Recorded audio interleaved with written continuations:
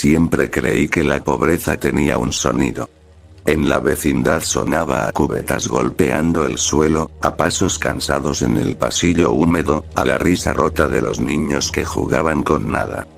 Yo lo escuchaba todas las mañanas al despertar, antes incluso de abrir los ojos. Era el ruido de mis pensamientos contando monedas invisibles, de mis manos vacías buscando trabajo donde no lo había, de mi estómago aprendiendo a no quejarse. No había fantasmas en mi vida, solo la persistente crueldad de los días iguales. Miraba a mi hija dormir con la boca abierta, abrazando una muñeca sin un ojo, y sentía que el mundo me apretaba el cuello. La Chilindrina merecía algo mejor que un padre que prometía y no cumplía. El chavo, ese niño sin nombre ni pasado, merecía algo más que un barril frío y una vecindad que lo quería a golpes de costumbre. Yo los veía a ambos como una misma responsabilidad que nadie me había pedido, pero que la vida me clavó en la espalda. Doña Florinda barría el pasillo con su dignidad intacta y su desprecio habitual, protegiendo a su hijo como si el mundo fuera una amenaza permanente. Kiko lloraba por caprichos que yo no podía pagar ni en sueños. Doña Clotilde observaba desde su ventana con esa mirada cansada, una mezcla de ternura y sospecha, como si supiera que algo en mí se estaba rompiendo lentamente. El profesor Girafales aparecía de vez en cuando, elegante y fuera de lugar, como una visita de otro mundo que no entendía el nuestro. Y el señor Barriga llegaba puntual, acompañado de su hijo Ñoño, con la renta convertida en una sombra que nunca se iba. Fue en uno de esos días grises, cuando el hambre parecía una costumbre hereditaria, que me ofrecieron trabajo. No llegaron con armas ni amenazas. Llegaron con una calma peor que cualquier violencia, con palabras suaves y promesas claras. No hablaron de delitos, hablaron de encargos. No mencionaron sangre, solo eficiencia. Yo entendí todo sin que me lo explicaran, porque cuando uno ha vivido tanto tiempo en el fondo, aprende a reconocer la forma del lodo antes de hundirse. Acepté sin orgullo y sin alegría. Acepté porque el futuro de la Chilindrina me pesaba más que mi conciencia. Acepté porque el chavo me miró ese día con una sonrisa agradecida por un pedazo de pan duro, y algo en mí se quebró para siempre. Me dije que sería temporal, que solo sería un paso para salir del hoyo. Me mentí con la misma facilidad con la que respiraba. Las noches comenzaron a cambiar. Ya no eran solo silencio y frío, sino espera. Espera de instrucciones, de lugares, de rostros que no debía recordar. Volvía a la vecindad con el cuerpo cansado y el alma más sucia, tratando de lavarme las manos con agua que no quitaba nada.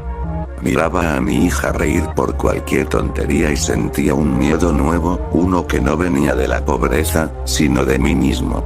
Mientras tanto, lejos de mis pensamientos, el mundo seguía girando con una normalidad insultante. El profesor Girafales y el señor Barriga se encontraron una noche en un bar modesto, un lugar de mesas pegajosas y risas fáciles. Todo comenzó como una distracción inocente, una competencia absurda entre dos hombres que buscaban olvidar responsabilidades. Las cartas se mezclaban con vasos, y la noche avanzaba sin importancia. Era casi ridículo verlos relajados, tan distintos a la rigidez con la que caminaban por la vecindad. Pero incluso en la risa hay grietas. Entre juego y juego, comenzaron a notar patrones, ausencias, cambios sutiles en la rutina. No fue una revelación repentina, sino una incomodidad creciente, una sensación de que algo no encajaba. El profesor, siempre observador, empezó a unir detalles que antes había ignorado. El señor Barriga, acostumbrado a números y cuentas, percibió desequilibrios que no se explicaban con simples deudas. Al principio, aquello fue casi divertido para ellos. Una investigación improvisada, un pasatiempo nocturno que rompía la monotonía. Se sentían como niños jugando a ser detectives, sin imaginar que estaban tocando una herida abierta. La risa se volvió más corta, Las miradas más serias. El bar, que antes parecía acogedor, comenzó a sentirse estrecho, como si las paredes escucharan. Yo no sabía nada de eso. O tal vez sí, en el fondo, porque la culpa tiene una intuición propia. Cada vez que veía al profesor Girafales en la vecindad, con su porte impecable y su atención excesiva, sentía que me atravesaba con una mirada que no entendía pero temía. Cada vez que el señor Barriga ajustaba sus papeles y observaba más de lo habitual, mi estómago se tensaba de una forma distinta al hambre. La vecindad seguía siendo la misma por fuera. Los niños corrían, los adultos discutían, el sol entraba a ratos. Por dentro, para mí, todo se estaba pudriendo. Sabía que no había marcha atrás, que el trabajo no se abandona cuando se trata de gente que no acepta renuncias. Me consolaba pensando en el plato lleno frente a la chilindrina, en el chavo durmiendo sin llorar. Me decía que el sacrificio tenía sentido, aunque cada día me costara un poco más mirarme el espejo. La crueldad no llegó de golpe. Se filtró como humedad en las paredes, lenta e implacable. Y mientras yo caminaba hacia un abismo que había elegido, otros, entre risas apagadas y vasos vacíos, comenzaban a caminar hacia mí sin saberlo. Esta fue solo la primera grieta. El resto estaba por derrumbarse.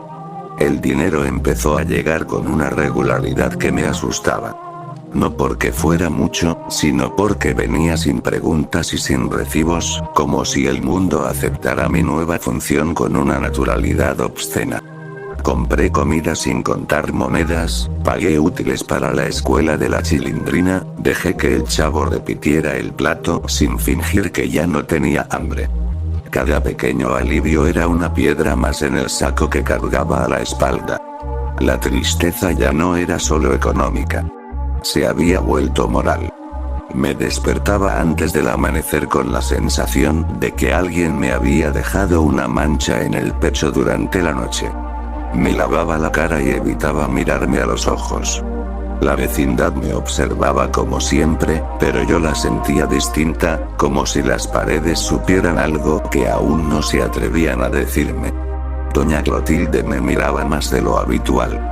No con acusación, sino con una lástima que dolía más. Su silencio era pesado, como si intuyera que yo estaba cruzando un límite invisible. Doña Florinda, por su parte, seguía igual, protectora y altiva, pero ahora yo notaba cómo su desprecio se mezclaba con una curiosidad involuntaria. Kiko ya no me parecía solo un niño consentido, sino un recordatorio constante de lo que nunca podría dar sin ensuciarme las manos. Los encargos se volvieron más específicos. Ya no bastaba con llevar paquetes o vigilar lugares. Empezaron a pedirme presencia, a pedirme que estuviera ahí cuando otros hacían lo que yo no quería describir ni siquiera en mi cabeza. No participé directamente, me repetía, como si la cercanía no fuera una forma de complicidad. Me quedaba quieto, respirando despacio, mientras la vida real mostraba su rostro más cruel, ese que no necesita monstruos para ser insoportable. Volvía a casa con el cuerpo rígido y la mente en blanco. La chilindrina me contaba su día con entusiasmo, el chavo me seguía como un perrito fiel, agradecido por cualquier gesto. Yo asentía, sonreía mal, fingía normalidad. Cada risa de ellos era una cuerda que me ataba más fuerte a la decisión que había tomado. Ya no podía decir que lo hacía solo por necesidad. Lo hacía porque ya estaba dentro. Mientras tanto, la subtrama de risas forzadas seguía avanzando hacia algo más oscuro. El profesor Girafales y el señor Barriga continuaron reuniéndose, primero en el mismo bar, luego en otros lugares donde nadie los conocía. Lo que comenzó como un juego se transformó en hábito, y el hábito en obsesión.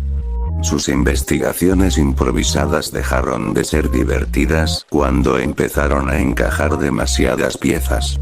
El profesor, con su mente ordenada, revisaba horarios, presencias, ausencias. El señor Barriga, acostumbrado a balances imposibles, notaba cómo ciertos números no cuadraban con la realidad que veía. No era solo yo. Había movimientos extraños alrededor de la vecindad, rostros nuevos que no parecían perdidos, sino atentos. Al principio se rieron de sus propias sospechas, pero la risa empezó a sonar hueca. Las noches en el bar se volvieron silenciosas. Ya no había celebración, solo concentración. El ambiente, antes ligero, se llenó de humo y miradas largas. Incluso el lugar parecía cansado de escucharlos. Lo que más los inquietaba no era una prueba concreta, sino la suma de pequeñas anomalías que, juntas, dibujaban algo demasiado real. Yo comencé a notar su atención. El profesor Girafales me observaba con una cortesía exagerada, como si midiera cada gesto mío. El señor Barriga demoraba más de lo habitual en el patio, revisando papeles que ya conocía de memoria. Ñoño, ajeno a todo, comía distraído, pero su presencia me recordaba que los hijos siempre pagan algo por las decisiones de los padres. La presión aumentó cuando uno de los encargos salió mal. No por mí, sino por factores que no controlaba. Las personas para las que trabajaba no se enfadaron, pero su silencio fue peor. Me dejaron claro, sin palabras, que ya no era prescindible. Esa noche regresé a la vecindad con un temblor que no se me quitaba ni sentado. Me senté en el suelo, junto al barril del chavo, y respiré como si acabara de correr kilómetros. El chavo se durmió a mi lado, apoyado en mi brazo. Su peso ligero me hizo pensar en todo lo que podía perder si esto explotaba. La Chilindrina roncaba en el cuarto, tranquila, segura de que su padre tenía todo bajo control. Yo sabía que era una mentira, pero era la única que me permitía seguir adelante. La investigación paralela comenzó a rozar mi vida de forma más directa. El profesor Girafales empezó a aparecer en horarios distintos, a permanecer más tiempo sin razón aparente. El señor Barriga hizo preguntas que no tenían que ver con la renta. Nada directo, nada acusatorio. Solo tanteos, como dedos presionando una herida para ver si duele. La vecindad, que siempre había sido ruidosa, empezó a sentirse contenida, como si todos hablaran más bajo sin saber por qué. Yo sentía que caminaba sobre vidrio, cuidando cada paso, cada palabra, cada mirada. El miedo ya no era abstracto. Tenía forma y dirección. Lo más cruel era que, en apariencia, mi vida había mejorado. Había comida, había menos gritos por deudas, había una estabilidad falsa que engañaba a cualquiera que mirara desde fuera. Pero por dentro, todo se estaba desmoronando. La crueldad de la vida real no necesita finales espectaculares. Se conforma con desgastar lentamente hasta que no queda nada. Sabía que el choque era inevitable. Que dos caminos trazados sin intención estaban a punto de cruzarse. Y en ese cruce, alguien iba a perderlo todo. Yo ya había aceptado que ese alguien sería yo, aunque aún no sabía cuántos caería conmigo. Todo terminó una mañana que parecía igual a las demás. El cielo estaba opaco, no por nubes, sino por esa luz sucia que anuncia días sin esperanza. Yo ya sabía que algo iba a pasar. No porque alguien me hubiera avisado, sino porque el cuerpo aprende a reconocer el final antes que la cabeza. Caminé por la vecindad con una calma falsa, sintiendo cada paso como una despedida silenciosa. La Chilindrina desayunaba sin sospechar nada, el chavo jugaba con una cuerda vieja, imaginando mundos donde el hambre no existía. Los miré demasiado tiempo, como si quisiera grabarlos en la memoria. No había lágrimas en mí, solo un cansancio profundo, definitivo. La crueldad de la vida real no avisa cuando cobra, solo llega y extiende la mano. Los hombres para los que trabajaba ya no pedían favores. Pedían lealtad absoluta. Me dejaron claro que alguien había hecho preguntas, que ciertas miradas se habían prolongado más de lo debido. No dijeron nombres, pero yo lo sabía. El profesor Girafales y el señor Barriga habían llegado más lejos de lo que ellos mismos entendían. Lo que empezó como curiosidad se había convertido en amenaza. Al mismo tiempo, la subtrama de su investigación llegó a un punto sin retorno. Ellos ya no jugaban a descubrir nada. Ahora cargaban con una verdad incompleta pero suficiente. El bar dejó de ser un refugio y se volvió un lugar de decisiones. El profesor, con su ética rígida, entendió que el silencio también es una forma de culpa. El señor Barriga comprendió que algunos balances no se arreglan con dinero. No necesitaban pruebas legales. Necesitaban confirmar algo que ya sentían. Y lo confirmaron. Yo fui citado a un último encargo, uno que no admitía errores. Sabía que era una prueba, pero también una sentencia. Si aceptaba, me hundía más. Si me negaba, todo caería sobre la vecindad, sobre los niños, sobre mí de la peor manera. Elegí lo único que me quedaba. Cargar con todo yo solo. Esa noche regresé antes de lo habitual. Abracé a la Chilindrina con una fuerza que la confundió. Me quedé sentado junto al barril del chavo hasta que se quedó dormido, apoyando su cabeza en mi pierna. No recé, porque nunca supe a quién. Solo pensé que ojalá ellos no recordaran mi rostro con vergüenza. El choque ocurrió sin heroicidad. No hubo persecuciones ni gestos grandilocuentes. Solo errores humanos. El profesor Girafales y el señor Barriga fueron al lugar equivocado en el momento correcto. Vieron más de lo que debían. Entendieron todo demasiado rápido. La vida real no permite espectadores inocentes. Yo estaba ahí. No por valentía, sino porque ya no podía huir. Cuando los vi, supe que el final había llegado antes de lo previsto. No hubo palabras. No las necesitábamos. Ellos entendieron por qué lo había hecho, y yo entendí que eso no cambiaba nada. El castigo fue inmediato y ejemplar. No me mataron. Eso habría sido misericordia. Me dejaron vivir lo suficiente para cargar con la consecuencia completa. El profesor Girafales no volvió a la vecindad. Su ausencia fue explicada con una historia limpia, aceptable. El señor Barriga dejó de cobrar la renta personalmente. Ñoño ya no apareció nunca más. Las versiones oficiales fueron breves y tranquilizadoras. Demasiado. A mí me entregaron a las autoridades cuando ya no servía. Mi nombre apareció en papeles, asociado a cosas que nunca quise escribir ni pensar. Nadie mencionó a los demás. Yo era el eslabón perfecto. Pobre, solo, reemplazable. La justicia necesitaba un rostro, y yo lo tenía. Desde donde escribo esto, el tiempo ya no importa. Sé que la Chilindrina fue enviada con parientes lejanos. Sé que el chavo fue trasladado a una institución que prometía cuidado, aunque todos sabemos lo que eso significa. La vecindad siguió existiendo, con su rutina intacta, como si nada hubiera pasado. La vida es experta en borrar rastros incómodos. No me considero un mártir. Tampoco un villano de historias simples. Fui un hombre acorralado que tomó decisiones malas por razones que parecían buenas. Eso es lo más aterrador de todo. No hice nada extraordinario. Hice lo que muchos harían cuando el sistema aprieta el cuello y ofrece una salida sucia. La subtrama divertida murió sin risas. La investigación improvisada terminó enterrada bajo explicaciones oficiales y silencios comprados. Nadie celebró haber descubierto la verdad, porque la verdad no salvó a nadie. Solo aceleró el final.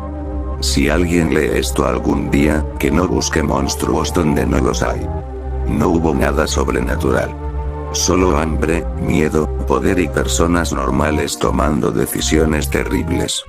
La crueldad de la vida real no necesita fantasmas. Se basta con ofrecernos algo que amamos a cambio de todo lo que somos. Ese fue mi trabajo. Ese fue mi error. Y este fue el precio.